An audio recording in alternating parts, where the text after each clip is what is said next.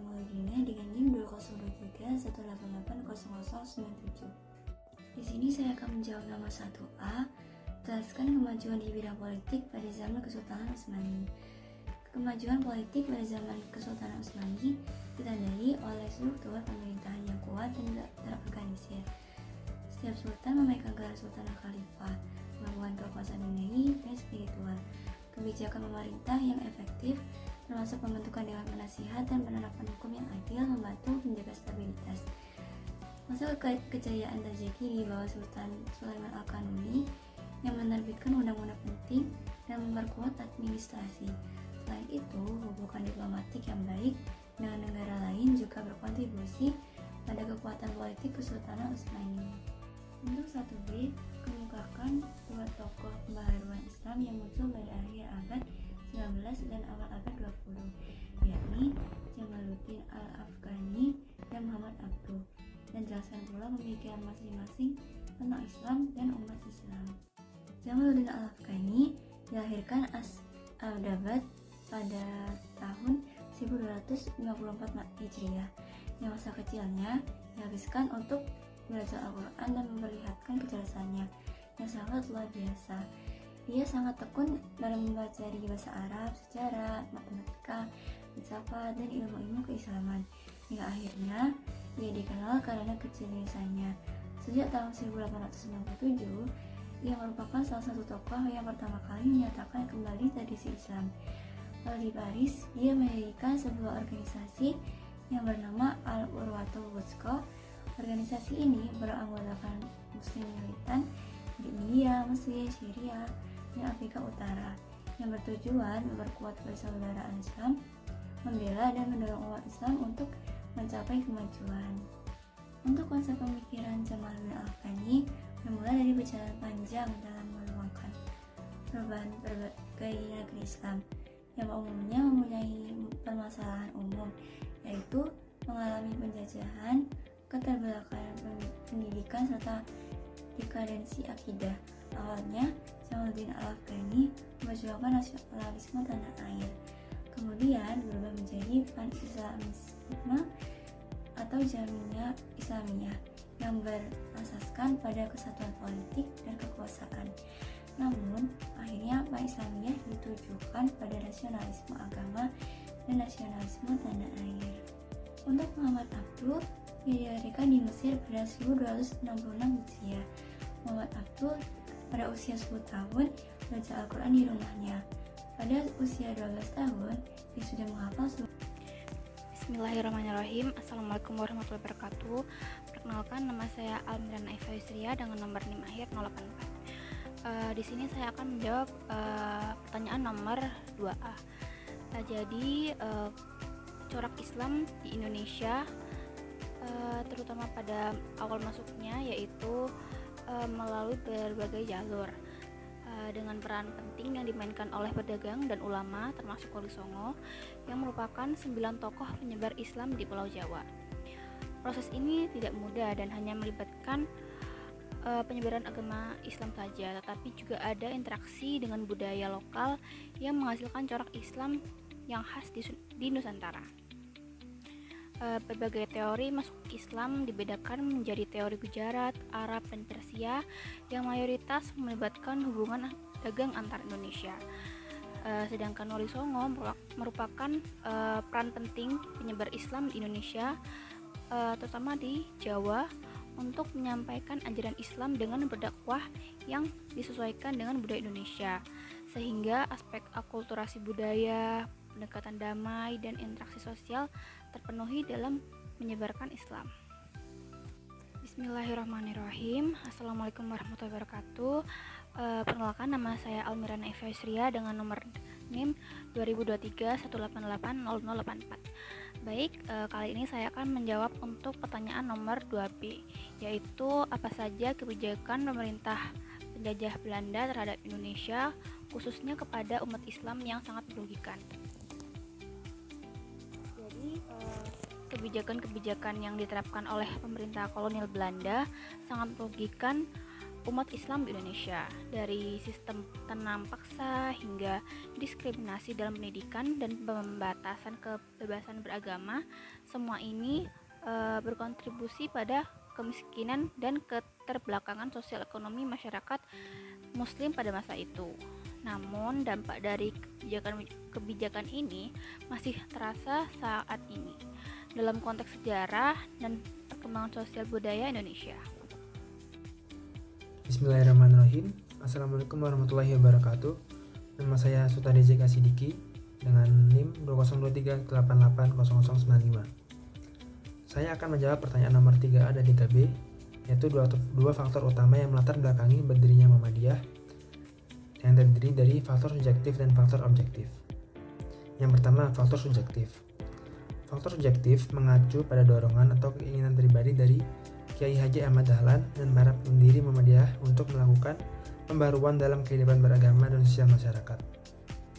Beberapa hal yang mendasari faktor subjektif ini adalah: yang pertama, keprihatinan terhadap kemunduran umat Islam. Kiai Haji Ahmad Dahlan merasa prihatin terhadap kondisi umat Islam di Indonesia, yang pada masa itu masih terbelenggu oleh tradisi dan taklid, yaitu mengikuti pendapat tanpa dasar yang jelas. Keadaan ini menyebabkan kemunduran dalam hal pemahaman agama, pendidikan, dan kehidupan sosial. Contohnya, Kiai Haji Ahmad Dahlan terinspirasi untuk melakukan pembaruan dalam pendidikan agama dengan mendirikan sekolah-sekolah yang mengajarkan ilmu pengetahuan modern dan agama, berbeda dengan metode pendidikan tradisional yang sangat terbatas. Kemudian faktor subjektif yang kedua yaitu keinginan untuk mengembalikan ajaran Islam pada sumbernya yang murni. Kiai Haji Ahmad Dahlan memiliki tujuan untuk menyegarkan kembali ajaran Islam yang benar, berdasarkan Al-Quran dan Hadis, serta menghilangkan praktek-praktek yang dianggap bid'ah atau menyimpang dari ajaran Islam yang murni. Contohnya, dalam hal ini langkah yang diambil adalah dengan mengajarkan tajwid yang benar, sholat yang sesuai sunnah, dan penekanan pada pemahaman Al-Quran dan Hadis. Kemudian masuk ke faktor objektif, yaitu faktor objektif berhubungan dengan kondisi sosial, politik, dan budaya yang ada pada masa itu, yang mendukung berdirinya Muhammadiyah.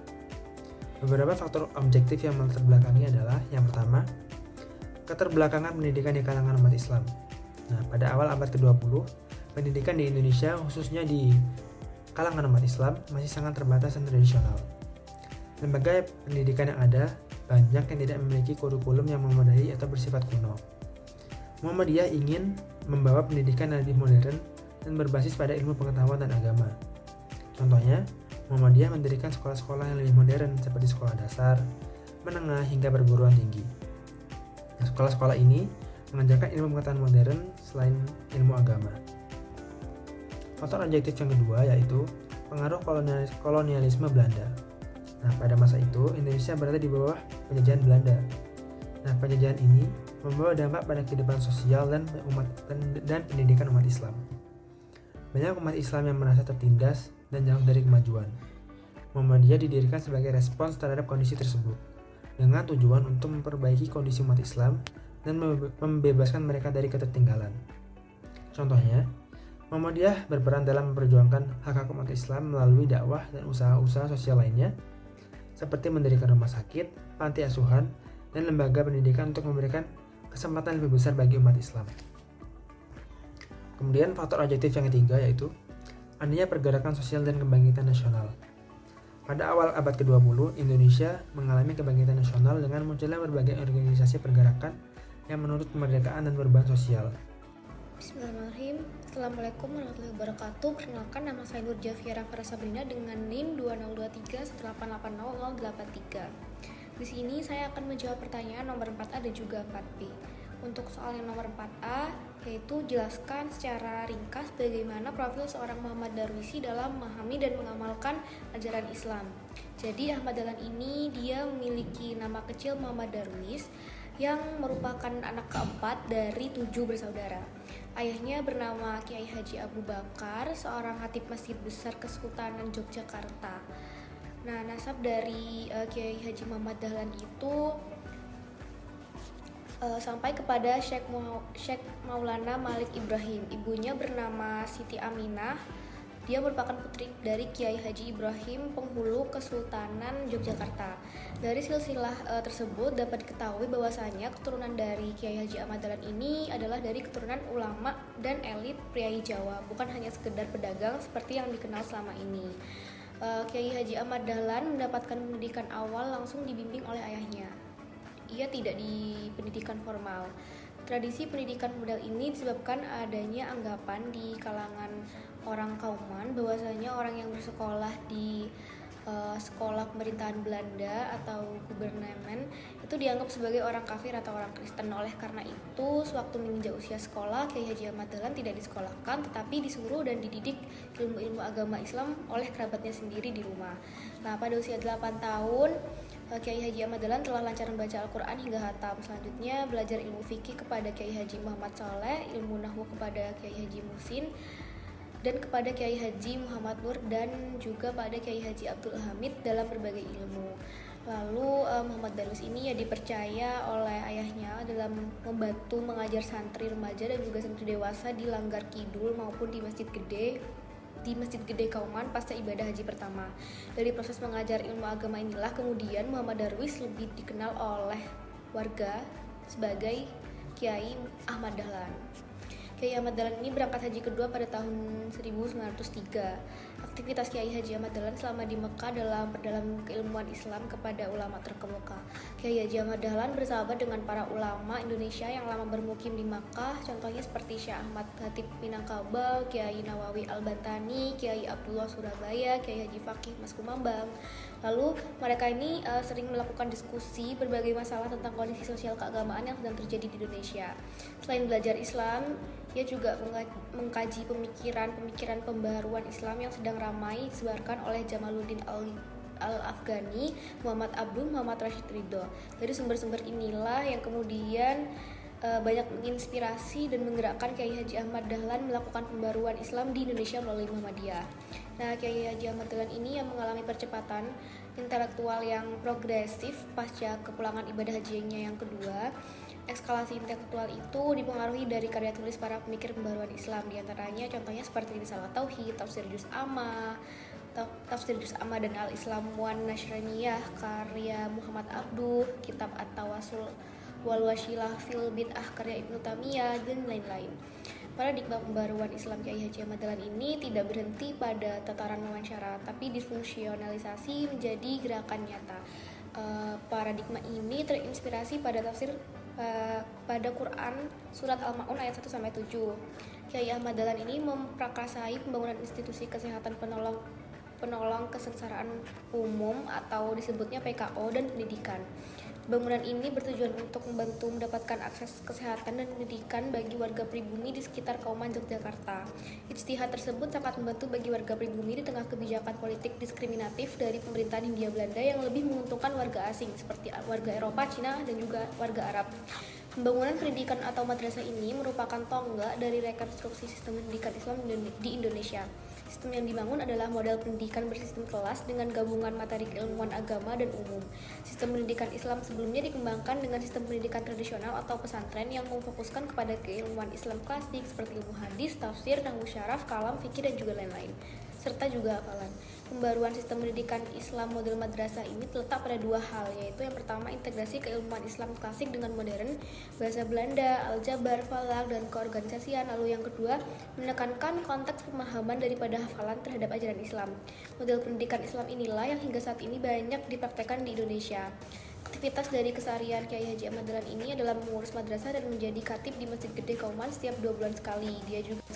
Dia juga mendapat jadwal piket seminggu sekali di Serambi Masjid Gede Kauman dengan gaji 7 gulden sebulan. Selain menjadi khatib, ia juga berdagang batik ke kota-kota di Jawa. Dalam perjalanan dagangnya, ia selalu menyempatkan diri untuk bersilaturahmi kepada para tokoh setempat untuk berdiskusi terutama soal kemunduran umat Islam di Indonesia. Salah satunya adalah sering menginap di rumah Kiai Haji Mas Mansur kalau sedang berdagang batik ke Surabaya. Nah, aktivitas sosial politik dan keagamaan dari Kiai Haji Ahmad Dahlan semakin luas dan padat. Di antaranya, Kiai Haji Ahmad Dahlan ini bergabung dengan organisasi Budi Utomo cabang Jogja Dan Kiai Haji Ahmad Dahlan ini juga aktif di perkumpulan Sarekat Islam. Di sebagian besar anggotanya anggotanya itu adalah kaum pribumi dan juga santri sebagai anggota dan juga sebagai penasehat, dan anggota panitia tentara membela Kanjeng Nabi Muhammad SAW. Kiai Haji Ahmad Dahlan aktif di perkumpulan Jamiat Al-Khair Jakarta tahun 1910. Kiai Haji Ahmad Dahlan juga mendapatkan banyak pengalaman dalam mengelola pendidikan di perkumpulan Jamiat Al-Khair. Perkumpulan ini membangun sekolah-sekolah agama dan mengajarkan bahasa Arab serta bergerak di bidang sosial. Jaring perkumpulan ini sangat luas, diantaranya adalah relasi dengan para pemimpin Islam di Timur Tengah. Di perkumpulan ini ia memperoleh pasokan majalah Al-Urwatul Wustaqo dari Timur Tengah. Menurut Deliar Nur, arti penting aktifnya Kiai Haji Ahmad Dahlan di perkumpulan Jamiat Al-Khairat adalah mulai mengenal dan mempelajari organisasi modern yang memiliki lembaga pendidikan bersistem modern. Selain itu, ia juga mendapatkan 2 pelajaran penting. Yang pertama, usaha perbaikan masyarakat tidak bisa dilaksanakan secara sendiri, tetapi harus bekerja sama dengan orang-orang banyak atau organisasi.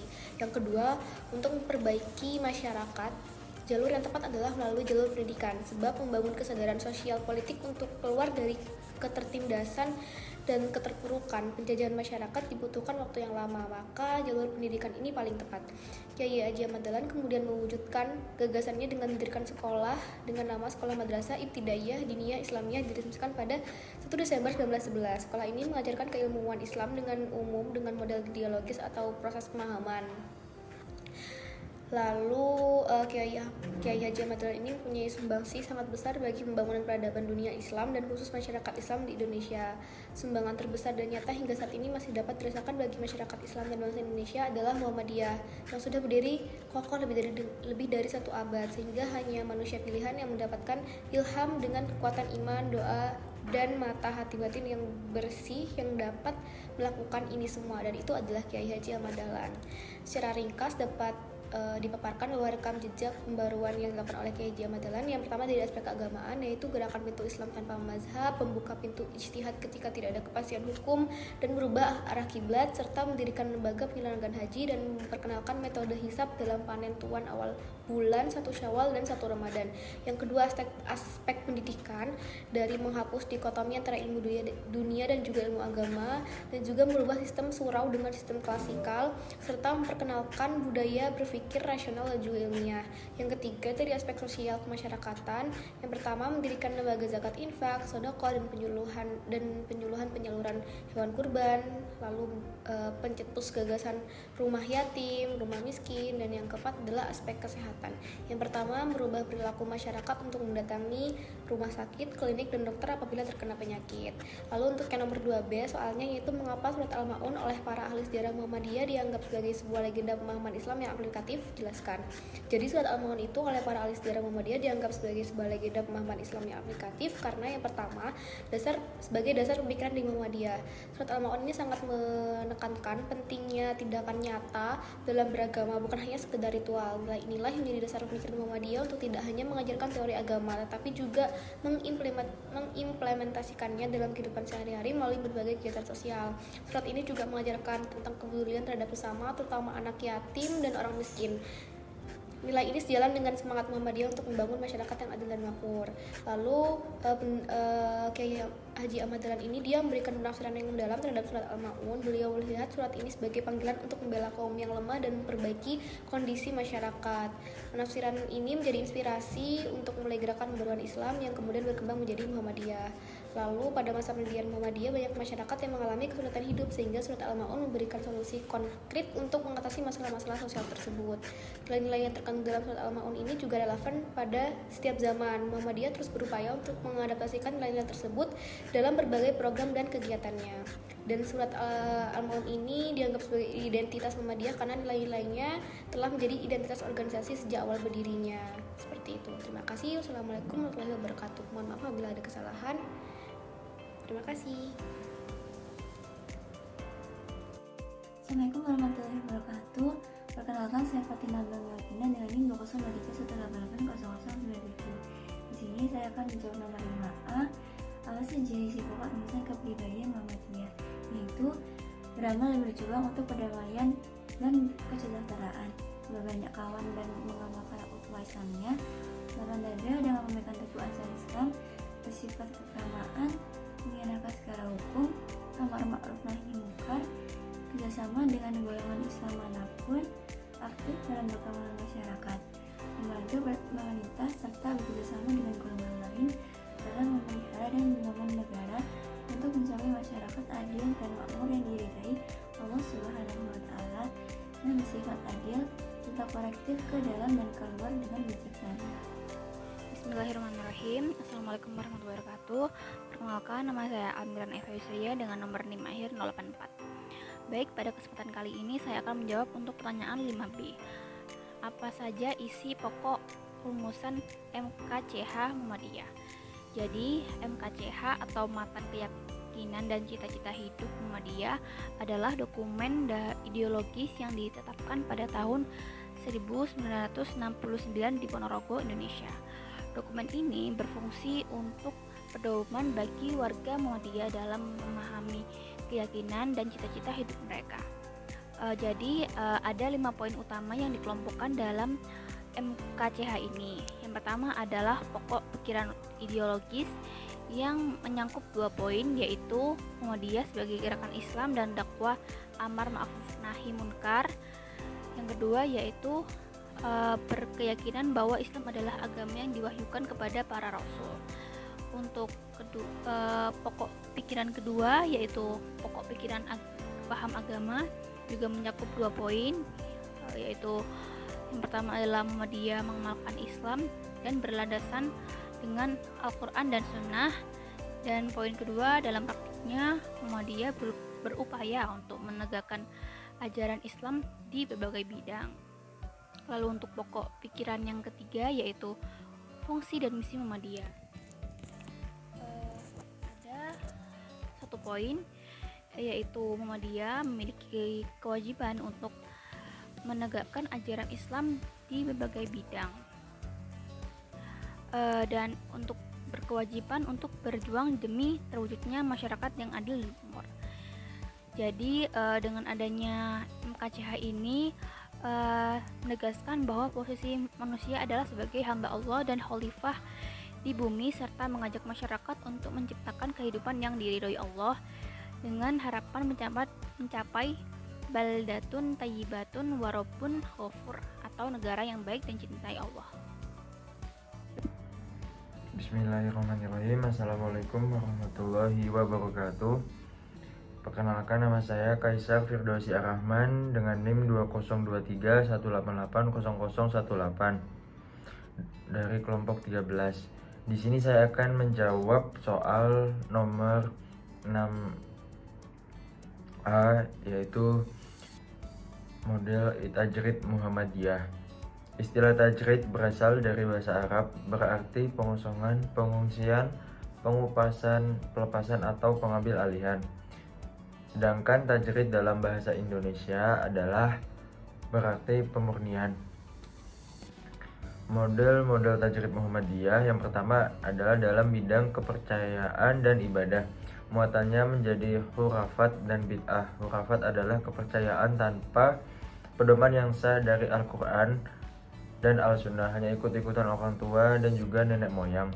Sedangkan bid'ah biasanya muncul karena ingin memperbanyak ritual, tetapi pengetahuan Islamnya tidak luas, sehingga yang dilakukan adalah bukan dari ajaran Islam. Misalnya keselamatan dengan kenduri dan tahlil dengan menggunakan lafal Islam.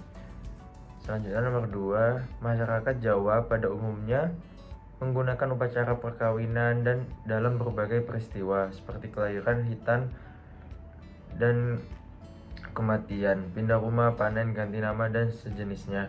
Namun, di antara macam-macam selamatan yang paling menonjol adalah selamatan kematian, yaitu terdiri dari 3 hari, 40 hari, 100 hari, dan kahul. Selamatan ini selalu diiringi dengan membaca tahlil sebagai cara mengirim doa kepada si mayit. Kemudian yang nomor 3 adalah bentuk hurafat lain yang biasa dilakukan orang Jawa adalah penghormatan kuburan orang-orang suci sambil meminta doa restu. Jimat, benda-benda pusaka dianggap mempunyai kekuatan gaib yang mampu melindungi. Yang terakhir adalah realitas sosioagama yang dipraktikkan masyarakat inilah yang mendorong Ahmad Dahlan melakukan pemurnian melalui organisasi Muhammadiyah. Munawir Sajali mengatakan bahwa Muhammadiyah adalah gerakan pemurnian yang menginginkan pembersihan Islam dari semua unsur sinkretis dan daki-daki tidak Islami lainnya. Terima kasih. Wassalamualaikum warahmatullahi wabarakatuh. Bismillahirrahmanirrahim. Assalamualaikum warahmatullahi wabarakatuh. Nama saya Sultan Rizky Asidiki dengan NIM 20238800095. Saya akan menjawab pertanyaan nomor 6B, yaitu watak tasdid sebagai karakter khas dari Muhammadiyah. Berwatak tasdid berarti memiliki sifat pembaruan, yang merupakan salah satu karakteristik utama Muhammadiyah. Dalam konteks ini, tasdid memiliki dua pengertian. Yang pertama, tasdid dalam makna pemurnian atau purifikasi, berarti membersihkan atau memurnikan ajaran Islam dari praktik-praktik yang tidak sesuai dengan Al-Quran dan Sunnah. Tasdid ini bertujuan untuk mengembalikan ajaran Islam pada sumber aslinya, yaitu Al-Quran dan Hadis, serta menjauhi bid'ah, khurafat, dan takhayul. Contohnya yaitu Muhammadiyah menghapuskan tradisi lokal yang dianggap menyimpang dari ajaran Islam, seperti ritual-ritual adat yang tidak memiliki dasar dalam Al-Quran dan Sunnah. Kemudian pengertian kedua yaitu tajdid dalam makna pembaruan atau inovasi, berarti mengadaptasi ajaran Islam agar relevan dengan tantangan zaman tanpa mengubah prinsip dasarnya. Tajdid ini mendorong umat Islam untuk mengembangkan ilmu pengetahuan, teknologi, dan sistem sosial yang sejalan dengan nilai-nilai Islam. Contohnya, Muhammadiyah memperkenalkan sistem pendidikan modern yang menggabungkan ilmu agama dengan ilmu pengetahuan umum, serta mendirikan sekolah, universitas, dan rumah sakit yang berdasarkan nilai-nilai Islam. Kemudian, prinsip tajdid dari Muhammadiyah.